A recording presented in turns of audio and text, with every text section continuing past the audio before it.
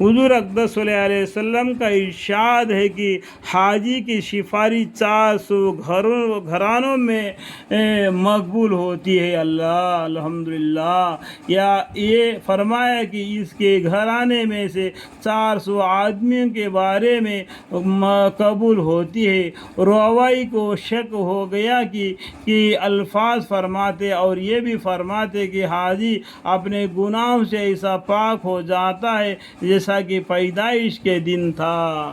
دیکھو، حاجی آدمی واپس گھر لوٹتا ہے تو اس طریقے سے اس کے گناہ معاف ہو جاتے ہیں جیسا کہ ماں کا پیٹ سے جو بھی پیدا ہوا بچے کا کوئی بھی گناہ نہیں ہوتا ہے، کہ وہ بالکل معصوم ہو جاتا ہے، تو انسانوں کے ہاتھوں میں آ جاتا ہے، تو انسانوں کے ساتھ میں چل پھر کر اس میں گناہ میں مبتلا ہو جاتا ہے۔ تو ماں کے پیٹ سے بچہ پیدا ہوتے ہو تو جس طریقے سے پاک صاف ہو جاتا ہے، حاجی آدمی حج کر کے واپس آ جاتا ہے، اس طریقے سے وہ بھی اپنے گناہوں سے پاک صاف ہو جاتے ہیں۔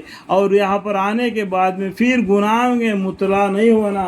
جو گناہوں میں مبتلا ہو جائے گا تو جان بوجھ کر مبتلا ہو گیا، اس بات میں سمجھنا چاہیے۔ جو حاجی آدمی حج کو جا کے آ گیا تو دنیا کے لوگ ان کو دیکھ کر ان میں خوشی ایسے محسوس ہوتا ہے، دیکھو فلاں آدمی حج کر کے آ گیا، اس کے چال چلن دیکھو، وہ ہر وقت ہمیشہ قرآن کی تلاوت میں رہتا ہے، اللہ کے ذکر میں رہتا ہے، اور پابندی کے ساتھ اپنا کپڑا پہنتا ہے اور نماز کو جاتا ہے۔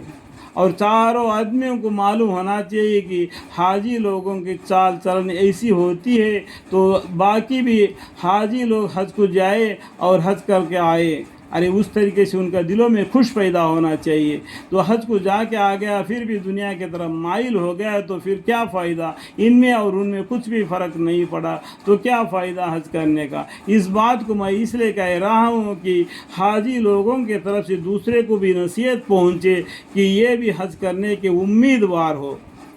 تو یہ امید کون دلانا چاہیے؟ جو حج کو جا کے آ گیا وہ دلانا چاہیے۔ وہ آدمیوں کو بٹھا کے باتیں کرنا چاہیے کہ حج کا کیا ارکان ہے، کس طریقے حج کرنا پڑتا ہے، کہ سبھی آدمی حج کے لے جاؤ، اس طریقے سے اپنی زندگی بدل لو کر کے لوگوں میں، اور ان کو اللہ کے گھر کا زیارت کرنے کے بارے میں سفارش کرنا چاہیے۔ اللہ تعالیٰ میرے کہنے کو جو زیادہ سی بات کیا تو مجھے معاف فرمائے، آمین۔